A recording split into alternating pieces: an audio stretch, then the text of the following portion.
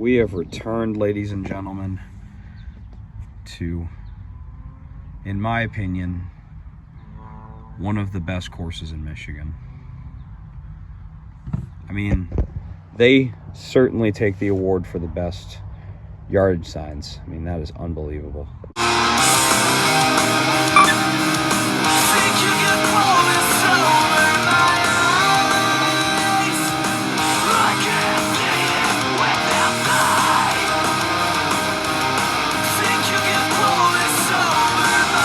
What's up, everybody? It's Buffalo Ben 15 Golf back at it again. And today, after over 2 years between the last time I played here on video, we have returned to the Quest in Houghton Lake, Michigan. In my opinion, one of my favorite courses in the state of Michigan. One that I think is one of the most underrated in the state as well, especially after the new owners that own the Dream and the Nightmare in West Branch bought it. You are going to see some changes, and they are all for the better. This course has come a long, long way in the last 2 years since I played here. The tee boxes, the dry spots on them have been fixed. The bunkers, the edges of them don't have weeds in them anymore. The greens are rolling much faster. I mean, it used to be an okay course, but now it's one that I think no matter where you live in the state, it's worth stopping by if you're in the area. And it's worth me shutting my mouth to watch that chip shot almost go in the hole as well, isn't it? So after a pretty dodgy second shot where I did not hit it nearly hard enough, able to clean it up from off the green and make just a ho-hum par, right? Just stroll up there, tap it in with the wedge, see you later. So, this round was definitely one that I was really, really hungry to break 80 on. I have never broken 80 on the Quest before. I think I've played it 4 times, and my best there is an 80 on the nose. The day that I played on video, it was course log number 99 2 years ago. I shot an 81 with a 38 on the front. So yeah, I choked pretty bad on the back. But this time, you guys are going to see the back 9. You guys are going to get a full 18 from this course, and it sure as heck deserves it. And you guys are probably going to want to stick around after seeing some shots like that, right? Absolutely excellent. So yeah, as I said, 4 times I've played this course, and I shot an 80 was my best one, which was last year, I believe. I played here I think like late-ish September when I was on my internship at Garland. I think that was the 80. I had the 81 where I played on video. I had an 83 and an 85 that same year in 2023. So a course that I've been relatively close. I mean, what is that, an 82 average, right? So, not a course I have pretty bad history with, right? Well, this is going to make a bad memory, though, isn't it? Just really, really weak effort for birdie there. Did not give it nearly enough pace. I was expecting these greens, honestly, to be a little bit quicker than they were. But it was pretty late in the day when I teed off, so maybe I should have seen that coming. I teed off at a little bit before 4, got done by like 7, you know. The course wasn't very busy. I got done in 3 hours and 15 minutes with no problems. So, yeah, sorry for the side camera angle here. I know this is a par 3 with water next to the green, so I'd rather you guys actually see where this one goes. But it was a decent shot, just a little bit left. But from 195 out, I will take this proximity any day of the week. So, pretty difficult chip here. Did I make it look easy? I did not. But the putt's thankfully going to stay easy. Thank goodness it didn't roll down that ridge there right behind the hole. That was a tough little short-sided chip there, yeah. But yeah, I played through a threesome, and that's why I couldn't show the to save par ball flight. And to stay in the lead. Beautiful stroke. I made up for it there, though, didn't I? That's a real test of intestinal fortitude right there. Made up for it there, indeed. 3 straight pars to begin. Really, really great start. I believe the first video I made here, I had 3 straight pars as well, so tradition holds true so far. All right, well done, Bennett. So off to the first par 5, and you guys remember this one, I hope.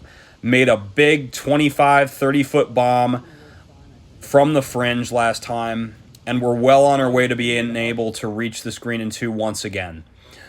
So, really, really good drive just down the right side. Yeah, as you can see, that bunker on the right. I mean, while it didn't look awful, while it was still playable back 2 years ago, it was definitely not that nice. Yeah, this place has made some strides. And it's always just been a course that has been like just close enough for me to always hit it a couple times a year, you know, at least in the last few years of my life. So from Ferris, it's about an hour and 15 minutes. From Mount Pleasant, it's about an hour. And from Lewiston, it's about an hour. So it's a course that I've always enjoyed coming back to just for a little day trip. I always enjoy just having a beer and a burger at the local tavern in Houghton Lake. It's called the Backdoor Saloon. Free advertising for them. You're welcome. Really, really amazing food there. Great views of the lake. Largest inland lake in Michigan. I absolutely love this area of the state. One of the most underrated areas for golf in the state of Michigan, for sure. You got the Tamaracks just maybe 10, 15 minutes south of here in Harrison. You got this course, Pineview Highlands. For all you Sabres lovers, there's some good lore at that course with the game-worn Pat LaFontaine jersey. I'm surprised I've never done a golf vlog there. I'll definitely make it a point to do so, for sure, in the not-too-distant future. And then you got Forest Dunes, just a little bit north on the other side of Higgins Lake. And that is a wicked hook. And this one is going to be on the other side of that hill in the 7th fairway. That is indeed a wicked hook. So I missed my second shot. Sorry about that. But I was too far away to try and go for the green. I didn't want to hit a 3-wood out of the rough. And one of the most annoying things in golf, right? When you try to play it safe and you still screw up. Yeah, never fun. But this is the hardest hole on this front 9. This is stroke hole 1 out here at the Quest. So a bogey on this hole would not be the end of the world. And a little short. While this shot wasn't awful, it definitely doesn't make things any easier. This is not an easy up and down. Green slopes severely to the left. Right when it hits. Had a better lie than it first looked. Oh, that's a great recovery from Lowe's. What a wonderful shot. And the stellar chipping continues, guys. Absolutely excellent golf shot there.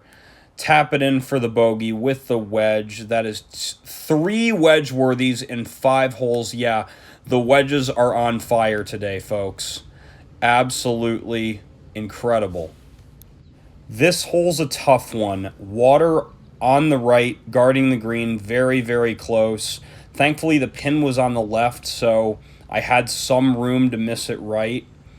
And I tried to really turn through this 6-iron. Again, I turned through it really well, but I missed it a little bit left again. I mean, probably, I don't know, this one's a little bit further away than hole 3, but just turning through it a little too quick with that 6-iron right now. Yeah, that's hard to do because once it gets on, it's going downhill. Yeah, this is great. Get out of town. What a shot there. Looking like a potential bogey to almost not to get in for birdie. And that is officially 4 wedge worthies. 4 stellar chips within 2 feet in 6 holes. 4 wedge-worthies in one video. That might be a record. Oh, my. Look at this shake and bake. Look, where are we going? Oh, my goodness gracious.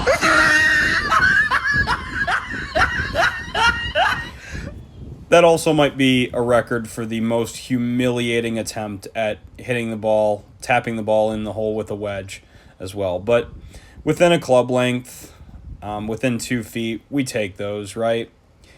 So into the 7th hole, par 5, 513 yards. Yeah.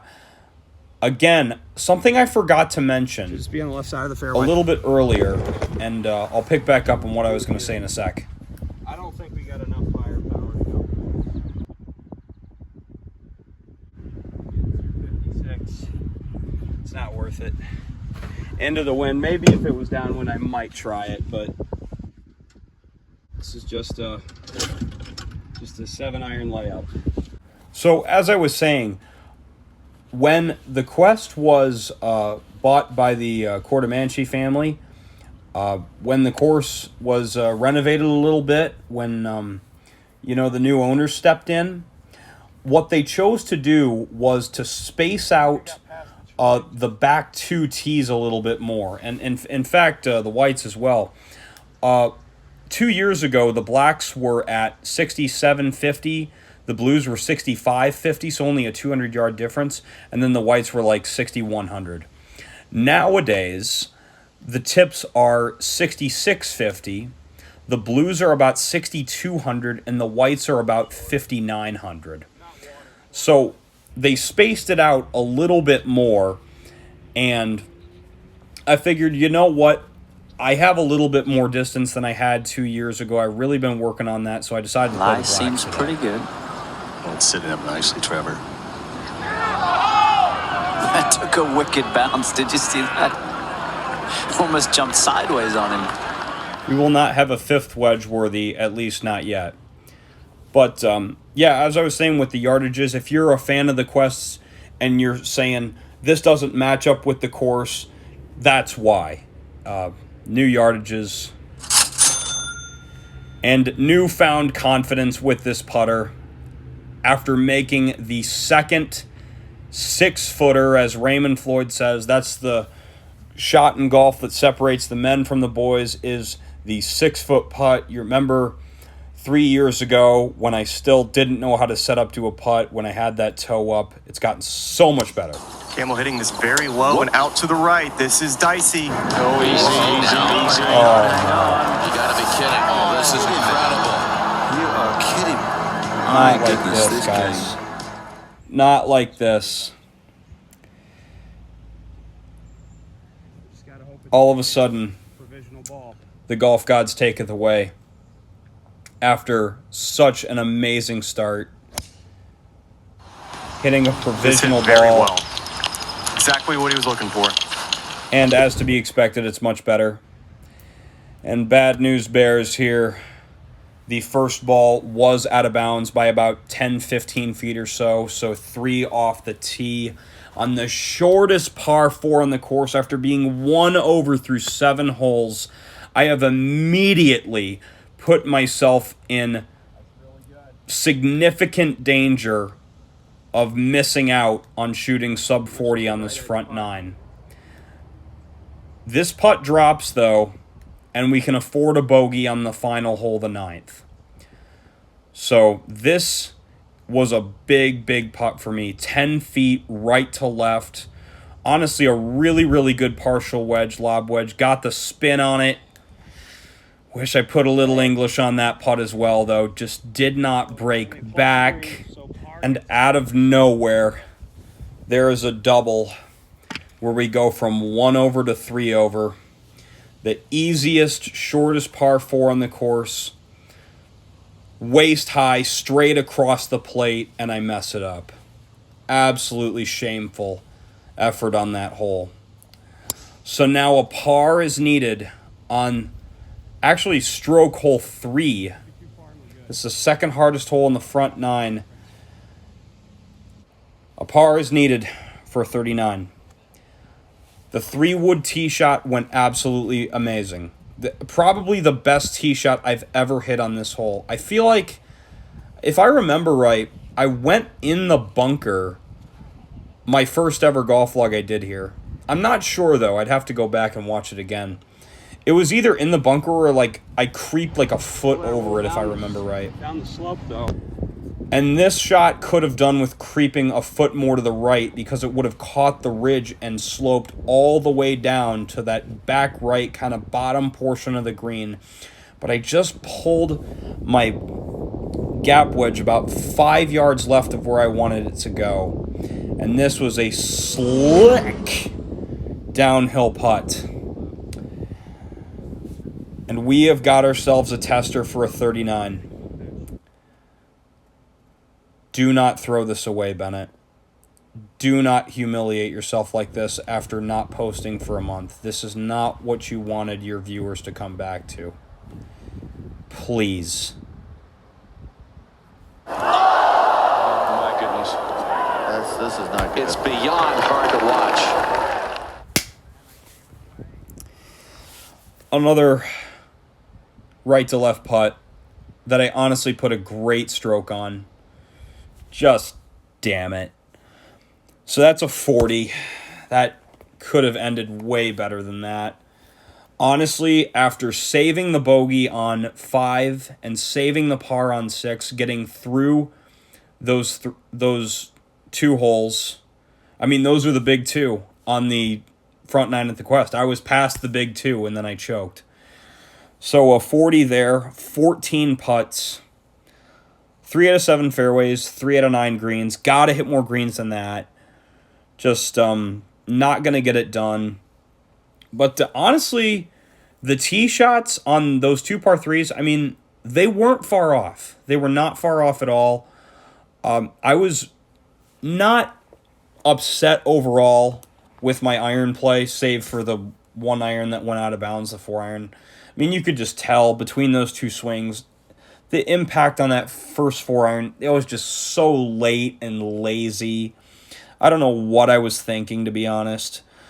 The miss on that hole is left. Sure, you've got a all carry to the green. You don't have any run-up space on the right to play with, which is kind of why you want to be on the right side on that hole, but still, though. I mean, it's funny, because you think to yourself, I wouldn't be caught dead making a bogey on that hole, and then you shoot a 40 by missing a 6-footer.